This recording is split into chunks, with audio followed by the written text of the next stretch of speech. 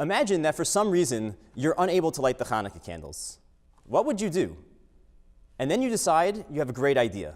You put on your winter coat, the wool hat, you walk outside, and when you see your neighbor's flickering menorah lights shining in their window, you stop and you recite the bracha, She'asa nisim la'avoseinu bayamim hahem bazman hazeh. You recite the second bracha that we say every night upon lighting the Chanuka candles. You know, if you did that, you'd be doing exactly what the Gemara suggests one should do in that situation. It's called a birkas haroeh, the bracha that we recite upon seeing the Chanuka candles, even in an instance where we did not actually light those candles on our own. But wait a second, let's take a step back.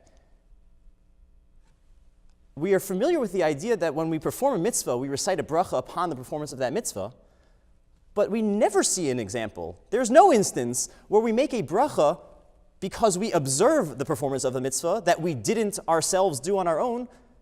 If I would see my friend eating in a sukkah and I'm unable to eat in the sukkah, I would never make a bracha just because I see my friend doing that. And while this halacha is not really applicable today, bizman hazeh, on a practical level, it begs the question, what is unique about Chanuka, and specifically the Chanuka menorah, the lighting of the candles of Chanuka, that allows for the Gemara to make this suggestion that in theory one could make the bracha on the candles just because we observe the candles even though we didn't light them on our own? Explains Rav Soloveitchik that Chanuka is different than all other holidays.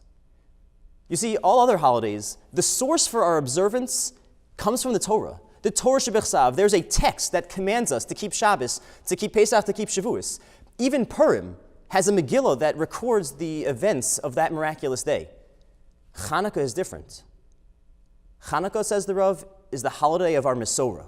It's the holiday of Torah Sheba'al Peh. There is no normative text that commands us to keep Chanuka or records the events of that day. And so Chanuka, the essence of that day, is that it champions our Mesorah, our oral tradition, and it exists only in that context. And therefore, when I look upon the Chanuka candles, so I don't just see a mitzvah, an opportunity to perform a mitzvah, to light the candle. I see the embodiment of our halachic and our oral tradition. Those candles embody the Mesorah that we held so dear for so many millennia. And so when I stop and I see those candles and I make the bracha of She'asa nisim, I'm not just a passive onlooker or a passive observer. I'm taking the time and I'm actively receiving that Mesorah, acknowledging my place in our tradition as part of the transmission of that holy Torah. And so that's not a passive role, that's an active role. That's an action that requires a bracha. May we all merit a Chag Sameach.